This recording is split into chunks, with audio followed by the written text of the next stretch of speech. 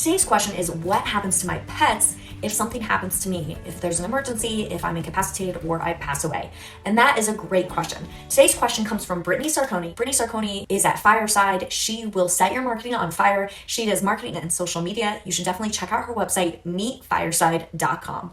All right, back to Brittany's question. Now, it's important to note that if you have no planning in place, if something were to happen to you, then there is a risk that your pets would end up at the pound. And we want to make sure that never happens. So I have 3 tips to make sure that your pets are completely protected if anything were to happen to you. Tip number 1 is to identify willing caretakers. These are people that if something were to happen to you would be willing to take care and love your pets just as much as you would.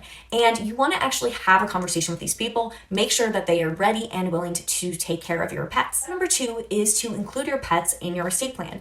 And when I meet with my clients, I personalize this to their unique situation and needs. It's important to note that you can provide for your pets in your will, but a will is only triggered when you pass away, which means it wouldn't give any protection to your pet if you were ever incapacitated. It's also important to note that under the law, pets are seen as property, which means they can't inherit money directly. They can't be named as beneficiaries on your life insurance policies or other retirement accounts or other assets. Now, you can absolutely set up a pet trust. And what a pet trust allows you to do is protect your pets if something were to happen to you where you were incapacitated or in an emergency. It would trigger immediately and it wouldn't require the court to get involved. Your willing caretakers would have direct access to the money to take care of your pets, and your willing caretakers would be able to take care of your pet. Tip number 3 is to prepare good instructions so that if there was ever an emergency, your caretakers would know exactly what your wishes would be for your pets. You can include things like feeding instructions, things about your pet's health, things about your pet's veterinarian. You can also include things about your pet's behaviors, their likes and their dislikes. All right, so my 3 tips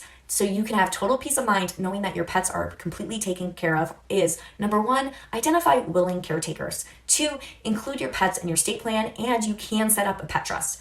Tip number 3, prepare instructions so that your willing caretakers know exactly how to take the best care of your pets. Hey there, if you liked this video, you should definitely head over to my website, findpam.com, because I have a free webinar. I am going to go over estate and legacy planning, and if you've been wondering whether you need a will, a trust, what legal documents you need and why, you should definitely enroll in this webinar today. You will have total peace of mind knowing that you have the information you need to protect your loved ones. I will see you in the webinar. Do you have a wills, wealth, or wellness question? Comment below or ask on Twitter or Instagram with the hashtag FindPam. You can also head over to my website, www.findpam.com.